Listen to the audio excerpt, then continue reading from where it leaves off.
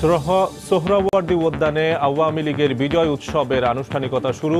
দলে দলে যোগ দিচ্ছেন নেতাকর্মী ও সাধারণ মানুষ। আশেপাশের সড়কে যান চলাচল নিয়ন্ত্রিত। পরাজয়ের গ্লানি ঢাকতেই আওয়ামী লীগের বিজয় উৎসব। মন্তব্য মির্জা ফখরুলের। আবারও বললেন, বিএনপি ও ঐক্য ফ্রন্টের কোনো বিভেদ নেই। আবারও সক্রিয় হয়ে উঠছে নিষিদ্ধ জঙ্গি সংগঠন হিজবুত তাহরির। দলে ফেরানোর চেষ্টা করছে আইন শৃঙ্খলা রক্ষা বাহিনীর সদস্যদের, তথ্য পুলিশের। জরায়ু মুখের ক্যান্সারে আক্রান্তের ৭০% রয়ে যাচ্ছে শনাক্তের বাইরে। নির্দিষ্ট সময় অন্তর অন্তর সব নারীকে পরীক্ষার তাগিদ চিকিৎসকদের। এবং চামড়া রপ্তানি বিশ্ববাজারে বারবার হোঁচট খাচ্ছে বাংলাদেশ। নীতি কাঠামোর পাশাপাশি পরিবর্তন দরকার মালিক পক্ষের মানসিকতায়, মত সংশ্লিষ্টদের।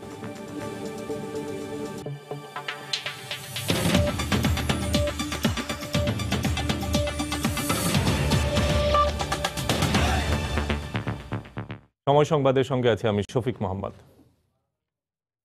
একাদশ জাতীয় সংসদ নির্বাচনে নিরঙ্কুশ জয় এবং টানা ৩ বার ক্ষমতায় আসায় বিজয় উদযাপন করছে আওয়ামী লীগ। দুপুরে রাজধানীর সোহরাওয়ার্দী উদ্যানে এ বিজয় উৎসবে প্রধান অতিথি থাকবেন আওয়ামী লীগ সভাপতি ও প্রধানমন্ত্রী শেখ হাসিনা। সকাল থেকে মিছিল নিয়ে রাজধানী ও এর আশেপাশের জেলা থেকে সমাবেশ স্থলে আসতে থাকেন নেতাকর্মীরা। বেলা ১১টার পর থেকে বাংলা একাডেমি, রমনা কালী মন্দির, টিএসসি ও চারুকলার সামনে প্রবেশ পথ উন্মুক্ত করা হয়েছে সাধারণ মানুষের প্রবেশের জন্য। দুপুর ২:৩০টায় সমাবেশে প্রধানমন্ত্রী শেখ হাসিনার অংশ নেওয়ার কথা রয়েছে। সোহরাওয়ার্দী উদ্যানে মাঠের ভেতরে পুকুরের পূর্ব পাশে নির্মাণ করা হয়েছে বিশাল মঞ্চ, যার সামনের অংশ তৈরি করা হয়েছে দলীয় প্রতীক নৌকা আকৃতির। এছাড়া উদ্যানসহ আশেপাশের এলাকায় জাতির জনক বঙ্গবন্ধু শেখ মুজিবুর রহমান, প্রধানমন্ত্রী শেখ হাসিনার ছবি সহ সরকারের উন্নয়ন ও অর্জনের তথ্য সংবলিত পোস্টার, ফেস্টুন এবং ব্যানার লাগানো হয়েছে।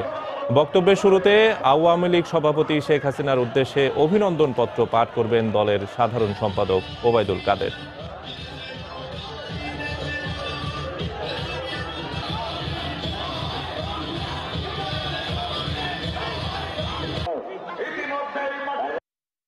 বাংলাদেশ আওয়ামী লীগ নৌকা প্রতীক নিয়ে বিপুলভাবে বিজয় অর্জন করছে। আমরা এই বিজয় উৎসব পালন করার জন্য সবাই স্বতঃস্ফূর্তভাবে আসছে। উন্নয়নের ধারা অব্যাহত রাখার জন্য দেশের মানুষ বুঝে চতুর্থবারের মতো আমাদের মাননীয় প্রধানমন্ত্রী শেখ হাসিনাকে যে এনেছেন, এটার বিজয় যে উৎসব মহাসমাবেশের মাধ্যমে আজকে আমরা বিজয়ের মাধ্যমে সারা দেশকে দেখিয়ে দিতে চাই। আমরা আশা করি সরকারের প্রতিটি নির্দেশ এবং দুর্নীতি মাদকের উপরে যে জিরো টলারেন্স, এই টলারেন্সকে আমরা বাস্তবায়ন করবো ইনশাল্লাহ। বঙ্গবন্ধু কন্যা জননেত্রী শেখ হাসিনার নেতৃত্বে আবারও বাংলাদেশের মানুষ ঐক্যবদ্ধ হয়ে শেখ হাসিনার পক্ষে অবস্থান নেবে এবং আগামীতে আমরা নতুন বাংলাদেশ গড়ার লক্ষ্যে, বঙ্গবন্ধুর কাঙ্ক্ষিত সোনার বাংলা নির্মাণের লক্ষ্যে আমরা এগিয়ে যাব। এই মুহূর্তে সমাবেশ স্থলে আছেন রিপোর্টার দেবাশিস রায় এবং শাহবাগে আছেন ওবায়দুল্লাহ মামুন। সরাসরি চলে যাচ্ছি তাদের কাছে। প্রথমেই যাব দেবাশিস রায়ের কাছে। দেবাশিস, একাদশ জাতীয় সংসদ নির্বাচন অনুষ্ঠিত হওয়ার এবং সেই নির্বাচনের ফল হাতে পাওয়ার প্রায় ৩ সপ্তাহ হতে চলেছে এবং এই ৩ সপ্তাহে কিন্তু আনুষ্ঠানিকভাবে নিরঙ্কুশ বিজয়ের পরেও আওয়ামী লীগের পক্ষ থেকে কিন্তু তেমন কোনো উৎসব, তেমন কোনো বিজয় উদযাপনের যে আবহ, সেটি কিন্তু না থাকলেও দলীয়ভাবে এবং কেন্দ্রীয়ভাবে আজ যে বিজয় সমাবেশের আয়োজন করা হয়েছে, সেই বিজয় সমাবেশ কিন্তু আমরা বলতে পারি যে সেই বিজয় সমাবেশের যে আনুষ্ঠানিক ক্ষণগণনা ছিল, সেই ক্ষণগণনা প্রায় শেষ হয়েছে। এবং এই মুহূর্তে আমরা বলতে পারি যে সোহরাওয়ার্দী উদ্যানে আমার পেছনে যে আপনারা মঞ্চটি দেখতে পাচ্ছেন, এই বিশাল নৌকা আকৃতির যে মঞ্চ বানানো হয়েছে, এই মঞ্চেই আর অল্প কিছুক্ষণ পরেই আসবেন আওয়ামী লীগ প্রধান এবং চতুর্থবারের মতো বাংলাদেশের প্রধানমন্ত্রী শেখ হাসিনা। তিনি এখানে এসেই কিন্তু এই সভার যে মূল আয়োজন, সেটি এখানে শুরু হবে। আমরা আপনাদেরকে জানিয়ে রাখি দর্শক, যে এবারের যে আয়োজন, পুরো আয়োজনটি সম্পন্ন করার জন্য ঢাকা এবং আশপাশের যে জেলাগুলি রয়েছে, সেই জেলাগুলি থেকে যারা নেতাকর্মী এবং আওয়ামী লীগের সমর্থক, তাদেরকে কিন্তু ঢাকায় নিয়ে আসা হয়েছে এবং পাশাপাশি পাশাপাশি আপনাদেরকে জানাই যে পুরো বিজয় উদযাপন নির্বিঘ্ন করতে ব্যাপক পরিমাণে প্রস্তুতি এখানে সম্পন্ন করা হয়েছে এবং এখানে যে কয়েকটি প্রবেশ পথ রয়েছে সেই সব কয়টি প্রবেশ পথ দিয়েই কিন্তু এখন থেকে 1 ঘন্টা আগে অর্থাৎ 11টা থেকে কিন্তু এই মাঠে যারা কর্মী সমর্থক রয়েছেন এই সমাবেশে যোগ দেওয়ার জন্য যারা এখানে এসেছিলেন তারা কিন্তু এখানে প্রবেশ করেছেন। আমি যতটুকু জানি যে এখানে খুব সম্ভবত বেলা 2:30টার পরে আওয়ামী লীগ প্রধান এবং প্রধানমন্ত্রী শেখ হাসিনা এই মঞ্চে এসে উপস্থিত হবেন এবং তার আগ পর্যন্ত অর্থাৎ আর অল্প কিছুক্ষণ পরেই খুব সম্ভবত আর 30 মিনিট পরেই এখানে বিশাল যে মঞ্চ বানানো হয়েছে সেই মঞ্চের সামনে ছোট আকৃতির সাংস্কৃতিক পরিবেশনার জন্য মঞ্চ রাখা হয়েছে। দর্শক আপনাদেরকে জানিয়ে রাখি যে এই মহা বিজয় উদযাপনের জন্য যে ধরনের আবহ বা সাংস্কৃতিক পরিবেশ বা সাংস্কৃতিক আবহ এখানে তৈরি করতে হয় তার জন্য কিন্তু এখানে সব ধরনের ব্যবস্থা রাখা হয়েছে। আপনাদেরকে জানিয়ে রাখি যে সংসদ সদস্য এবারও নির্বাচিত হয়েছেন মানিকগঞ্জ থেকে, সেই মানিকগঞ্জ থেকে সংসদ সদস্য এবং একই সঙ্গে সঙ্গীত শিল্পী মমতাজ এখানে সঙ্গীত পরিবেশন করবেন। এছাড়াও বাংলাদেশ টেলিভিশন এবং বাংলাদেশ বেতারের যারা তালিকাভুক্ত শিল্পী রয়েছেন তারাও এখানে আসবেন সঙ্গীত পরিবেশন করতে। এবং দর্শক আপনাদেরকে জানিয়ে রাখি যে আওয়ামী লীগের যে এবারে নির্বাচনী থিম সং অর্থাৎ যে থিম সঙ্গীত করা হয়েছিল জিতবে এবার নৌকা, সেই সম্মিলিত ভাবে জিতবে এবার নৌকার যে শিল্পীরা তারাও এখানে সঙ্গীত পরিবেশন করবেন এবং তারপর পরেই এখানে কেন্দ্রীয় নেতৃবৃন্দ বক্তব্য রাখবেন এবং মূল বক্তব্য প্রক্রিয়া শুরু হতে কিন্তু বেলা 2:30টা পর্যন্ত অপেক্ষা করতে হবে। যারা এখানে অংশগ্রহণ করেছেন এই সোহরাওয়ার্দী উদ্যানে যারা অংশ নিয়েছেন তারা এইখানে অপেক্ষা করতে হবেন বেলা 2:30টা পর্যন্ত। আমরা যতটুকু জানি যে প্রধানমন্ত্রীর কার্যালয়ে যে সূচি দেওয়া হয়েছে সেই সূচি অনুযায়ী আমরা বলতে পারি বেলা 2:30টা থেকে 3টার মধ্যেই এখানে উপস্থিত হবেন আওয়ামী লীগ প্রধান শেখ হাসিনা এবং তারপর পরই যে মূল বক্তব্য প্রক্রিয়া সেটি এখানে শুরু হবে এবং এই পুরো প্রক্রিয়াটি নির্বিঘ্ন করার জন্য আমরা লক্ষ্য করেছি আইন শৃঙ্খলা বাহিনীর পক্ষ থেকেও তৎপরতা নেওয়া হয়েছে এবং আইন শৃঙ্খলা বাহিনীর পক্ষ থেকেও ব্যাপক মোতায়েন এখানে করা হয়েছে যাতে নির্বিঘ্নভাবে এখানে পুরো প্রক্রিয়াটি সম্পন্ন করা যায়।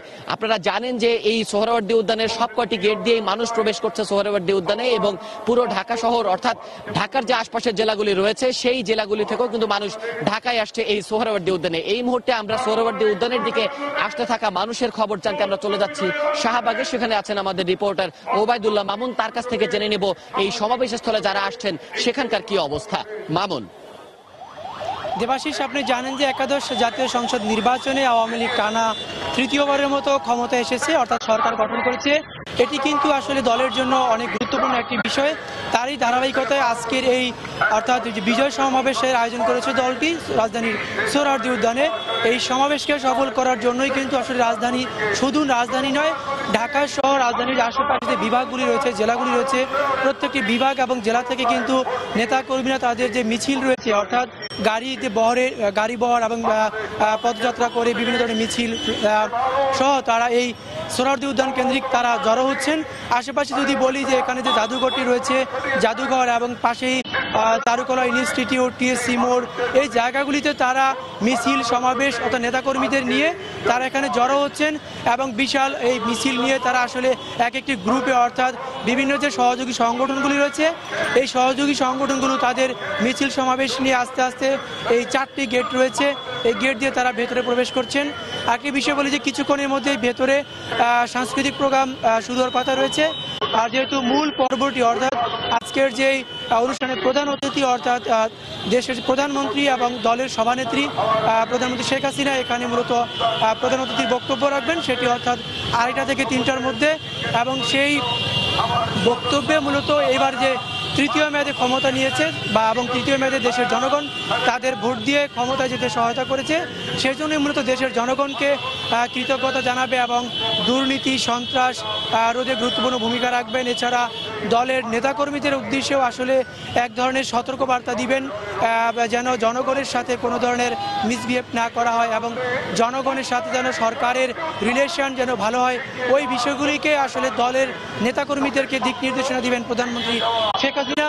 এই বিষয়গুলি আসলে গত 2 দিন ধরেই কিন্তু দলের সাধারণ সম্পাদক বলে আসছেন যে দলের প্রধানমন্ত্রী অর্থাৎ সভানেত্রী কী ধরনের মেসেজ দিবেন জনগণের উদ্দেশ্যে, নেতাকর্মীদের উদ্দেশ্যে। এই বিষয়গুলি আসলে আজকে জনসমাবেশে সমাবেশের মধ্য দিয়ে জনগণের কাছে পৌঁছে দিবেন। এবং এই সমাবেশকে কেন্দ্র করে অর্থাৎ শাহবাগ, টিএসসি এবং ইঞ্জিনিয়ার্স ইনস্টিটিউশন সহ এই সোহরাওয়ার্দী উদ্যানের চারপাশ ঘিরেই কিন্তু নিরাপত্তা বেষ্টনী রয়েছে এবং রাস্তাঘাটে নিরাপত্তার জন্য আইনশৃঙ্খলা বাহিনী কাজ করছেন।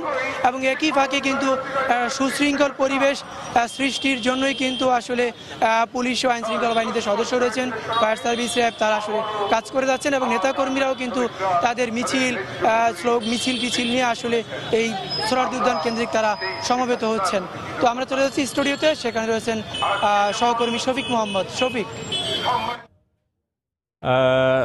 রাজধানীর সোহরাওয়ার্দী উদ্যানে আওয়ামী লীগের বিজয় উৎসবের যে বিকেলে সমাবেশ হওয়ার কথা রয়েছে, সেই সমাবেশের খবরাখবর জানাচ্ছিলেন আমাদের সহকর্মীরা। শাহবাগ থেকে জানাচ্ছিলেন ওবায়দুল্লাহ মামুন এবং তার আগে সমাবেশ স্থল থেকে জানাচ্ছিলেন আমাদের সহকর্মী দেবাশিস রায়। আওয়ামী লীগের বিজয় উৎসব উপলক্ষে সকাল থেকে রাজধানীর কয়েকটি সড়কে যান চলাচল নিয়ন্ত্রণ করা হচ্ছে। শাহবাগ থেকে মৎস্য ভবন পর্যন্ত সড়ক সর্বসাধারণের জন্য বন্ধ রয়েছে। সোহরাওয়ার্দী উদ্যানের চারিদিকের রাস্তায় নিয়ন্ত্রণ করা হচ্ছে যানবাহন। অনুষ্ঠান শেষ না হওয়া পর্যন্ত কয়েকটি সড়কে ডাইভারশন দেওয়া হবে। এই সড়কগুলো হলো বাংলা মোটর, হোটেল ইন্টারকন্টিনেন্টাল মোড়, শাহবাগ, কাটাবন, নীলক্ষেত, পলাশী, বক্সিবাজার, চাংখারপুল, গোলাপসার মাজার, 0 point, Kakrail church, officers club, Mintu road. এছাড়াও অনুষ্ঠান স্থল এবং এর আশেপাশে এলাকা দিয়ে ভারী ও হালকা যানবাহন চলাচল পরিহার করতে বলা হয়েছে। অনুষ্ঠানে আগত ব্যক্তিদের কোনো প্রকার হ্যান্ডব্যাগ, ট্রলি ব্যাগ, দাহ্য পদার্থ বা ধারালো কোনো বস্তু বহন না করার নির্দেশ দেওয়া হয়েছে।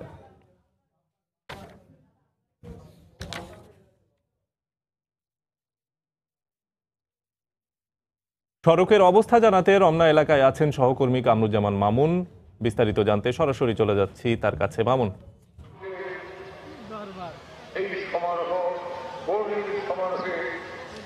হ্যাঁ শফিক, আমরা সোহরাওয়ার্দী উদ্যানের বাইরে ইঞ্জিনিয়ার্স ইনস্টিটিউশনের গেটে রয়েছে এবং আমরা যতদূর এখান থেকে বুঝতে পারছি যে সমাবেশের যে আনুষ্ঠানিক কার্যক্রম তা কিন্তু শুরু হয়ে গেছে 11টার পরই এবং এখন সূচনা বক্তব্য দিচ্ছেন নেতাকর্মীরা এবং এরপরই কিন্তু সাংস্কৃতিক অনুষ্ঠান অনুষ্ঠিত হতে যাচ্ছে। এবং আমরা দেখেছি যে ইঞ্জিনিয়ার্স ইনস্টিটিউশনের যে গেট রয়েছে এই ফটক দিয়ে কিন্তু সাংস্কৃতিক কর্মীরা তাদের যে সরঞ্জাম সেগুলো নিয়ে তাদেরকে আমরা প্রবেশ করতে দেখেছি। এছাড়া এই ফটক দিয়ে কিন্তু আমরা দেখেছি যে আওয়ামী লীগ, যুবলীগ, ছাত্রলীগ, স্বেচ্ছাসেবক লীগ, শ্রমিক সংগঠন সহ আওয়ামী লীগের যে অঙ্গ সংগঠনগুলো রয়েছে তার নেতাকর্মীরা কিন্তু লাল সবুজ টি শার্ট পরে এই ফটক দিয়ে কিন্তু সোহরাওয়ার্দী উদ্যানের ভেতরে প্রবেশ করছেন। তবে এখানে আমরা দেখেছি যে প্রত্যেকটি ফটকের মতো এই ফটকেও একাধিক আর্চওয়ে লাগানো রয়েছে এবং এই আর্চওয়েগুলো দিয়ে পার হওয়া লাগছে। শুধু তাই নয়, এখানে যারা এই ফটক দিয়ে পার হবেন তারা কিন্তু সঙ্গে কোনো ব্যাগ, ছোটোখাটো বা কোনো ধরনের ব্যাগ বা কোনো দাহ্য পদার্থ সঙ্গে রাখতে পারবেন না। আপনি জানেন যে আজকে এই সমাবেশ কেন্দ্র করে কিন্তু সড়কে কিছু নির্দেশনা রয়েছে ডিএমপির পক্ষ থেকে এবং অর্থাৎ যদি একটু জানিয়ে রাখি যে যারা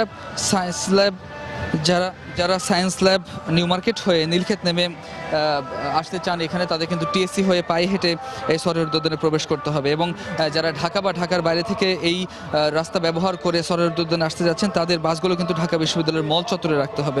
এছাড়া নীলক্ষেত হতে পলাশী পর্যন্ত উভয় রাস্তার পাশে এক লাইনে পার্কিং করে রাখতে হবে বাসগুলোতে। এছাড়া Uttara, airport road, Mohakhali, Moghbazar, Rajmani crossing, nightingale মোড়, পল্টন মোড়, 0 পয়েন্ট অথবা খিলক্ষেত ফ্লাইওভার, বাড্ডা, গুলশান, রামপুরা, মৌচাক ফ্লাইওভার, মালিবাগ, শান্তিনগর, রাজমণি ক্রসিং এই জায়গাগুলো থেকে যারা আসবেন তাদের কিন্তু 0 পয়েন্ট হয়ে আগত এই সমস্ত যারা ব্যক্তিবর্গ রয়েছেন যারা এই সমাবেশে অংশ নেবেন তাদের কিন্তু পল্টন মোড় 0 পয়েন্ট নেমে পায়ে হেঁটে দোয়েল চত্বর হয়ে এই সোহরাওয়ার্দী উদ্যানের মধ্যে প্রবেশ করতে হবে। অর্থাৎ এছাড়া শাহবাগ থেকে মৎস্য ভবন এই রাস্তাটিতেও কিন্তু যান চলাচল নিয়ন্ত্রণ রাখা হয়েছে যাতে নেতাকর্মীদের আসতে কোনো অসুবিধা না হয়। অর্থাৎ এই আজকের সমাবেশ আওয়ামী লীগ জনরায়ে যে বিজয়ী হয়েছে গত 30 ডিসেম্বর এবং তারপরই কিন্তু আজকে তাদের প্রথম বিজয় সমাবেশ অনুষ্ঠিত হতে যাচ্ছে। এই সমাবেশে অংশ নিতে নেতাকর্মীরা যাতে নির্বিঘ্নে আসতে পারেন এবং নির্বিঘ্নে সমাবেশ শেষ করে তারা এখান থেকে পুনরায় ফিরে যেতে পারেন, এই জন্য কিন্তু ডিএমপির পক্ষ থেকে এই শৃঙ্খলার জন্য এই ট্রাফিক নির্দেশনা দেওয়া হয়েছে। তো এখন কিছুক্ষণের মধ্যে সাংস্কৃতিক অনুষ্ঠান শুরু হতে যাচ্ছে, আপনাদের পরবর্তীতে এই খবর আরো জানাতে থাকবো। এতটুকু ছিল আমার কাছে। শফিক, সমাবেশকে উদ্দেশ্য করে আওয়ামী লীগের এবং বিজয় সমাবেশকে উদ্দেশ্য করে যে যান চলাচলের নিয়ন্ত্রণ আরোপ করা হয়েছে সে বিষয়ে বিস্তারিত খবর জানাচ্ছিলেন আমাদের সহকর্মী কামরুজ্জামান মামুন। পরাজয়ের গ্লানি ঢাকতেই আওয়ামী লীগের বিজয় উৎসব করছে বলে মন্তব্য করেছেন বিএনপির মহাসচিব মির্জা ফখরুল ইসলাম আলমগীর। এ সময় তিনি অভিযোগ করেন, গণতন্ত্রের প্রতি শ্রদ্ধা নেই বলেই আওয়ামী লীগ একদলীয় শাসন ব্যবস্থা কায়েমের চেষ্টা করছে। সকালে সাবেক রাষ্ট্রপতি জিয়াউর রহমানের সমাধিতে শ্রদ্ধা নিবেদন শেষে তিনি একথা বলেন। বিএনপির প্রতিষ্ঠাতা জিয়াউর রহমানের ৮৩তম জন্মবার্ষিকী উপলক্ষে তার সমাধিতে শ্রদ্ধা নিবেদন করেন দলটির সিনিয়র নেতারা। পরে দোয়া ও মোনাজাত করেন তারা। বিএনপি, ঐক্যফ্রন্ট এবং ২০ দলীয় জোটে কোনো বিরোধ নেই বলেও মন্তব্য করেন মির্জা ফখরুল।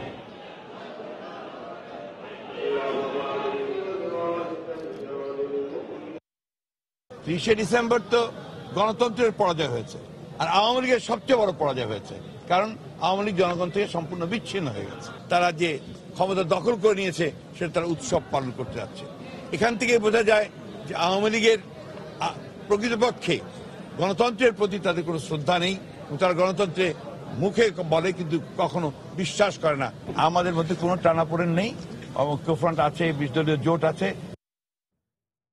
আইন শৃঙ্খলা বাহিনীর টানা অভিযানের মুখে নিষ্ক্রিয় থাকা জঙ্গি সংগঠন হিজবুত তাহরির দীর্ঘ বিরতির পর আবারও সংগঠিত হতে মরিয়া হয়ে উঠেছে। এবার বিশ্ববিদ্যালয়ের উচ্চশিক্ষিত তরুণদের পাশাপাশি তারা আইন শৃঙ্খলা বাহিনীর সদস্যদের কাছে টানার চেষ্টা করছে বলে চাঞ্চল্যকর তথ্য পেয়েছে পুলিশ। বিস্তারিত জানাচ্ছেন কমল দে। একাদশ জাতীয় সংসদ নির্বাচনের আগে থেকে নিষিদ্ধ জঙ্গি সংগঠন হিজবুত তাহরির পুনরায় সংগঠিত হওয়ার চেষ্টা করছে, এমন তথ্য অনেকটা নিশ্চিত হয়েছিল আইন শৃঙ্খলা বাহিনী। হিজবুত তাহরির বেশ কিছু গোপন নথিও ছিল তাদের হাতে, কিন্তু পাওয়া যাচ্ছিল না চাক্ষুষ প্রমাণ। অবশেষে মাত্র এক সপ্তাহের মধ্যে নগরীতে কাউন্টার টেরোরিজম ইউনিটের হাতে ধরা পড়ে হিজবুত তাহরির ২ সদস্য। এর মধ্যে আবার সাবকাত নামের একজন হলো বেসরকারি বিশ্ববিদ্যালয় শাখার প্রধান। রিমান্ড জিজ্ঞাসাবাদে বের হয়ে আসে হিজবুত তাহরির সংগঠিত হওয়ার চাঞ্চল্যকর তথ্য। তাদের লিফলেট বা প্রচারপত্র যেগুলো আছে এবং প্রচারপত্রের মূল ভিত্তিটাই হচ্ছে রাষ্ট্রীয় যে কাঠামো আছে এই কাঠামোর বিরুদ্ধে তাদের অবস্থান, এবং বিভিন্ন শিক্ষা প্রতিষ্ঠানের ছেলেদেরকে গোপনে তাদের আদর্শ উদ্বুদ্ধ করার চেষ্টা করতেছে। পুলিশের তথ্য মতে হিজবুত তাহরির এখন কৌশল পরিবর্তন করে আইন শৃঙ্খলা বাহিনীগুলো থেকেও তাদের সদস্য সংগ্রহের পরিকল্পনা নিয়েছে। তারা খিলাফত প্রতিষ্ঠার মাধ্যমে এই দেশে রাষ্ট্র ক্ষমতা দখল করতে চায়। তারা এই লক্ষ্যে আইন শৃঙ্খলা রক্ষাকারী বাহিনীকে উত্তেজিত করতে চায়, কিন্তু আমরা পুরো নেটওয়ার্কের সন্ধান পেয়েছি। আশা করি আমরা সকলকেই গ্রেপ্তার করতে সক্ষম হব। এই অবস্থায় যে কোনো অস্থিরতা প্রতিরোধে এসব জঙ্গিদের বিরুদ্ধে কঠোর ব্যবস্থা নেওয়ার তাগিদ এ নিরাপত্তা বিশ্লেষকের। যদি জঙ্গি সংগঠনগুলি আইন শৃঙ্খলা রক্ষাকারী বাহিনীকে যদি তাদের লক্ষ্য বস্তুতে পরিণত করতে চায়, এখন থেকেই সংশ্লিষ্ট কর্তৃপক্ষকে একেবারে চরম ব্যবস্থা গ্রহণ করতে হবে। উগ্রবাদী প্রচারণার কারণে বিগত ২০০৯ সালে হিজবুত তাহরিরকে নিষিদ্ধ ঘোষণা করে সরকার। গত এক দশকে শুধুমাত্র চট্টগ্রাম থেকে এই জঙ্গি সংগঠনের কয়েকশো সদস্যকে গ্রেপ্তার করেছে আইন শৃঙ্খলা বাহিনী। কমল দে, সময় সংবাদ, চট্টগ্রাম। সময় সংবাদে আরও থাকছে। চট্টগ্রামের ফিশারি ঘাটে বেড়েছে মাছের সরবরাহ, কমেছে ইলিশের দাম, সামুদ্রিক মাছের বাড়তি দামের অভিযোগ ক্রেতাদের।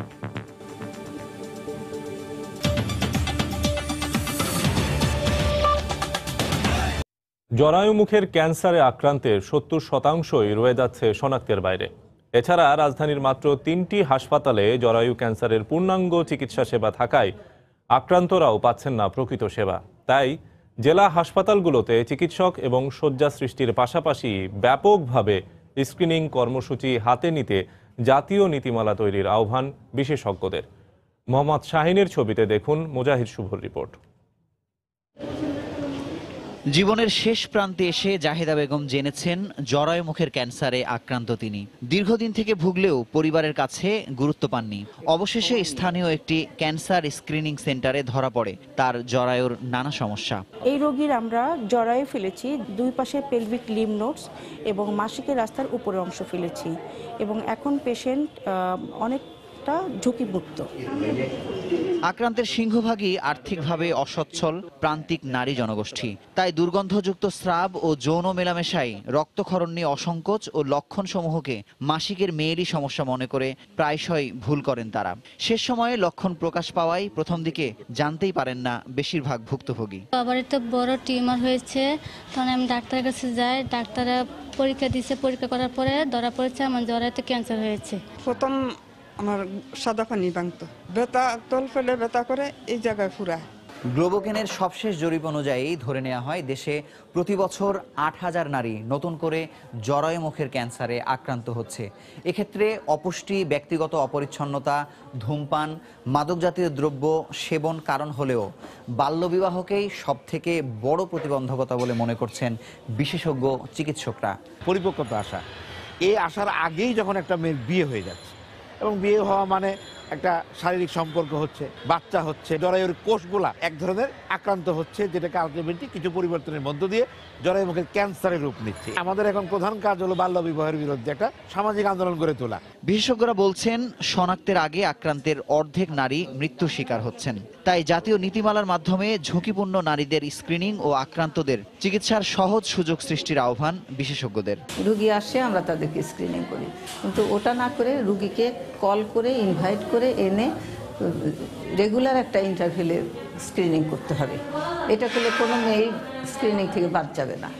আর একটা হচ্ছে 9 থেকে 14 বছরের মেয়েদেরকে ভ্যাকসিন দেওয়া। অনেকেই জানেন না, দেশের জেলা উপজেলার প্রায় 400 সেন্টারে বিনামূল্যে জরায়ু মুখের ক্যান্সার পরীক্ষা করা হয়। তাই নির্দিষ্ট সময় অন্তর অন্তর সকল নারীকে স্থানীয় ক্যান্সার নির্ণয় সেন্টারে জরায়ু পরীক্ষার তাগিদ বিশেষজ্ঞ চিকিৎসকদের। মুজাহিদ শুভ, সময় সংবাদ, ঢাকা। দুর্ঘটনা প্রতিরোধে চট্টগ্রাম মহানগরীতে দিনের বেলা ট্রাক, কাভার্ড ভ্যানের মতো ভারী যান চলাচলে নিষেধাজ্ঞা জারি করেছে সিএমপি। আজ থেকে এই নিষেধাজ্ঞা কার্যকর হচ্ছে। এই মুহূর্তে নগরীর টাইগার পাস মোড় এলাকায় আছেন রিপোর্টার কমল দে। বিস্তারিত জানতে সরাসরি চলে যাচ্ছি তার কাছে। কমল। ধন্যবাদ শফিক। আপনারা জানেন গত বুধবার চট্টগ্রামের নিউ কোতোয়ালির মোড়ে কাভার্ড ভ্যানের চাপায় এক সোমা বড়ুয়া নামে কলেজ ছাত্রী নিহত হয়। এরই প্রেক্ষিতে গিয়ে সিএমপি কিন্তু দিনের বেলা সকাল 8টা থেকে রাত 8টা পর্যন্ত চট্টগ্রাম শহরের মধ্যে ভারী যানবাহন চলাচল নিষেধাজ্ঞা জারি করেছে। সেটি আজকে থেকে কার্যকর হচ্ছে এবং সেই হিসেবে পুলিশের ট্রাফিক বিভাগ কিন্তু সকালে যে কিছুক্ষণ আগে থেকে তারা অভিযান শুরু করেছে। অভিযানের বিষয়ে আমরা যেটা কথা বলেছি পুলিশ কর্মকর্তাদের, তারা বলেছে যেহেতু এটি বন্দর এলাকা এবং এখানে কিন্তু বড় খাতুনগঞ্জে রয়েছে খাদ্যপণ্যের বাজার, যে কারণে তারা শুধুমাত্র রপ্তানি পণ্যযোগ্যবাহী যেগুলি কাভার্ড ভ্যান রয়েছে সেই স্টিকার সম্বলিত গাড়ি ছাড়া অন্য কোনো ভারী যানবাহন এই শহরে দিনের বেলায় চলতে পারবে না। এবং যদি কোনো যানবাহন চলে তাদের বিরুদ্ধে অডিও অর্থাৎ যে তাদের বিরুদ্ধে আইনগত ব্যবস্থা নেওয়া হবে। তো বলা চলে যে চট্টগ্রাম শহরে যে আজকে যে অভিযানটি শুরু হয়েছে সেই অভিযান ইতিমধ্যে কিন্তু বেশ কটি ট্রাক, কাভার্ড ভ্যানের বিরুদ্ধে ব্যবস্থা নেওয়া হয়েছে বলে পুলিশ কর্মকর্তারা আমাদেরকে জানিয়েছেন। আর বিষয়টি যেটা বলি যে আসলে কিন্তু বেশ কদিন ধরে চট্টগ্রাম শহরে একসময় নিষেধাজ্ঞা ছিল পুরোপুরি, কিন্তু সেটা অমান্য করা হতো। সে অমান্যর প্রেক্ষিতে গিয়ে কিন্তু বেশ কিছু দুর্ঘটনা ঘটেছে এবং বেশ কয়েকজন প্রাণও হারিয়েছে। কারণ শহরের মধ্যে একটু ছোট শহর এবং এখানে ট্রাক, কাভার্ড ভ্যান চলে ব্যাপকভাবে, সেটিকে নিয়ন্ত্রণ করার জন্য মূলত ট্রাফিক বিভাগের পক্ষ থেকে এই ব্যবস্থা নেওয়া হচ্ছে বলে জানানো হয়েছে। তো অভিযান আসলে কিন্তু এই টাইগার পাস, সাথে সাথে আগ্রাবাদ সহ বিভিন্ন নিউ মার্কেট মোড়, বড় বড় যতগুলি গুরুত্বপূর্ণ মোড় রয়েছে প্রতিটি মোড়ে কিন্তু ট্রাফিক বিভাগ এই অভিযানটি চালিয়ে যাচ্ছে। সেই অভিযানের মূল অংশ হলো এখানে শুধুমাত্র যাত্রীবাহী বাসগুলো চলাচল করতে পারবে এবং তেলবাহী অর্থাৎ যেগুলি জ্বালানি তেল রয়েছে, জ্বালানি তেল এবং রপ্তানি পণ্য যেগুলো রয়েছে, যে ট্রাক, কাভার্ডগুলো রয়েছে সেগুলো চলাচল। তবে কোনো রকম কন্টেনারবাহী লরি কিংবা এই পথে চলতে পারবে না শহরের মধ্যে দিন সকাল 8টা থেকে রাত 8টা পর্যন্ত। তো এইটি আসলে আজকে থেকে কার্যকর হয়েছে সিএমপির এই নির্দেশনাটি, এবং সেটি কতটুকু কার্যকর হচ্ছে সেটি দেখার জন্য ঊর্ধ্বতন পুলিশ কর্মকর্তারা, ট্রাফিক বিভাগের ইতিমধ্যে তারা রাস্তায় তারা অভিযান চালিয়ে যাচ্ছে। তো এই অভিযানের অংশ হিসেবে দেখা যাচ্ছে তারা সকাল থেকে কিন্তু আমরা যেটা কথা বলেছি, যেহেতু খাতুনগঞ্জ রয়েছে এবং বন্দর রয়েছে, তাই বন্দর এবং খাতুনগঞ্জের যেহেতু খাদ্যপণ্যবাহী ট্রাকগুলো তারা একটি স্টিকার দেওয়া হয়েছে, সেই স্টিকার ব্যতীত কোনো ভারী যানবাহন এই শহরে সকাল 8টা থেকে রাত 8টা পর্যন্ত চলতে পারবে না। তো এই অভিযানটি চলছে। সবাইকে এখন পর্যন্ত আমার কাছে ছিল দুর্ঘটনা প্রতিরোধে চট্টগ্রামে যে দিনের বেলা ভারী যানবাহন চলাচল নিষেধাজ্ঞা জারি করা হয়েছে এবং সেটা আজকে থেকে কার্যকর হচ্ছে তার সর্বশেষ। চট্টগ্রামে দিনের বেলা ভারী যানবাহন চলাচলে নিষেধাজ্ঞা জারি করেছে সিএমপি। সে বিষয়ে নগরীর টাইগার পাস মোড় থেকে বিস্তারিত জানাচ্ছিলেন আমাদের সহকর্মী কমল দে। সুনামগঞ্জের খরচার হাওরে সেচের পানির অভাবে অনাবাদি রয়ে গেছে শত শত একর জমি। যেসব জমিতে ধানের চারা রোপণ করা হয়েছে সেখানেও পানির অভাবে জ্বলে যাচ্ছে চারা। এতে বিপাকে পড়েছেন চাষিরা। মূলত গত মৌসুমে কিছু কৃষকের কাছ থেকে পাওনা টাকা না পেয়ে এবার পানি দিতে দেরি হচ্ছে বলে অভিযোগ স্বীকার করল সেচ কর্তৃপক্ষ। তবে দ্রুত সমস্যার সমাধান করে সেচ কর্তৃপক্ষের বিরুদ্ধে প্রয়োজনীয় ব্যবস্থা নেয়ার আশ্বাস দিয়েছেন বিএডিসির প্রকৌশলী। সুনামগঞ্জ প্রতিনিধি হিমাদ্রি শেখরের তথ্য ও ছবিতে রিপোর্ট।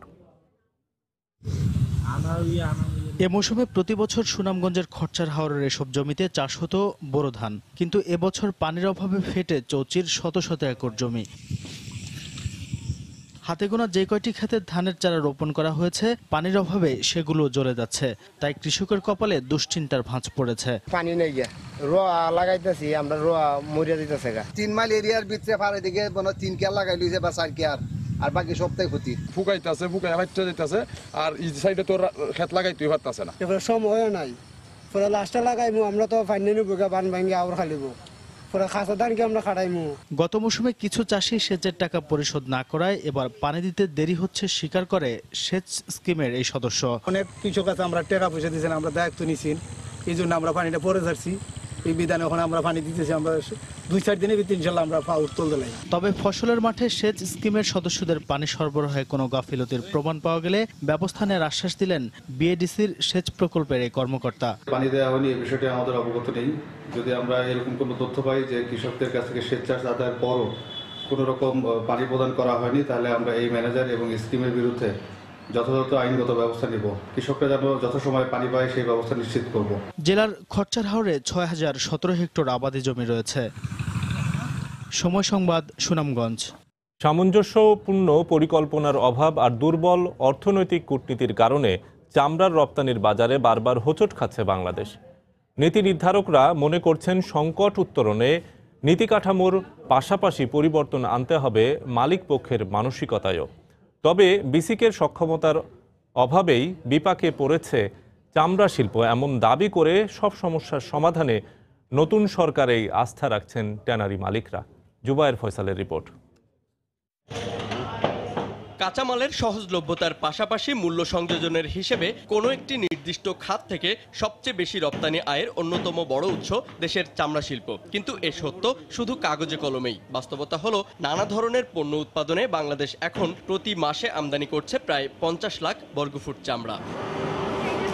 অথচ প্রতি বছর দেশে উৎপাদিত 22 কোটি ঘনফুট চামড়ার প্রায় অর্ধেকই ব্যবহৃত হচ্ছে না রফতানিযোগ্য পণ্য উৎপাদনে, যার পেছনে চামড়ার আন্তর্জাতিক ক্রেতা জোট লেদার ওয়ার্কিং গ্রুপ LWG'র ছাড়পত্র না থাকাই মূল কারণ।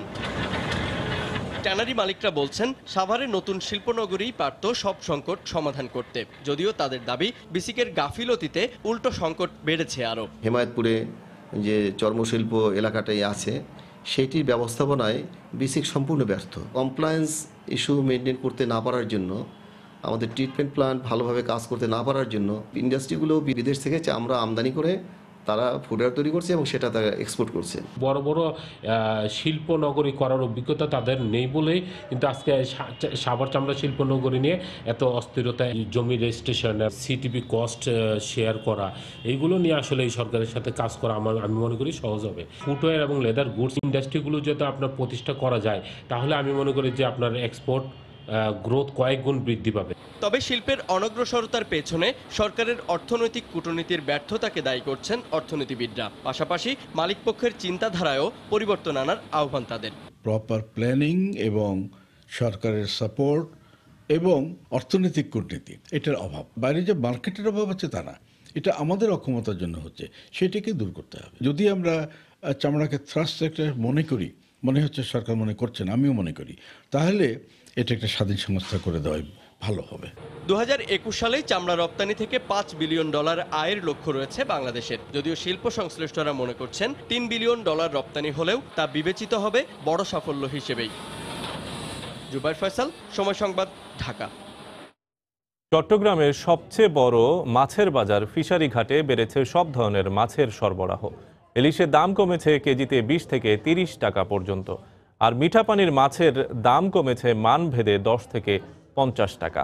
তবে গেল সপ্তাহের তুলনায় কোরাল, চিংড়ি, লইট্টা সহ বিভিন্ন সামুদ্রিক মাছের দাম কিছুটা বেশি বলে অভিযোগ ক্রেতাদের। বিস্তারিত জানাচ্ছেন শফিকুল আলম।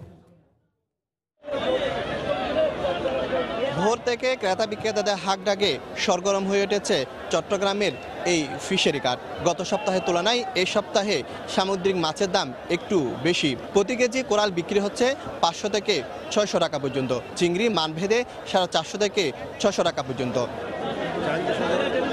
তবে সামুদ্রিক মাছের মধ্যে কমতির দিকে আছে ইলিশের দাম। প্রতি কেজি ইলিশ মানভেদে বিক্রি হচ্ছে 200 থেকে 400 টাকা পর্যন্ত। ব্যবসায়ীরা বলছেন সরবরাহ বেশি থাকলেও চাহিদা কম থাকায় ইলিশের দাম একটু কম। ইলিশ মাছ 200 টাকা কেজি, ছোটটা আর বড়টা ইলিশ মাছ 275 টাকা কেজি। গলদা চিংড়ি বিক্রি করতেছি, ছোটটা মনে করেন 400, 475 এরকম, আর কিছু বড়টা বিক্রি করতেছি 500 টাকা, 520 টাকা।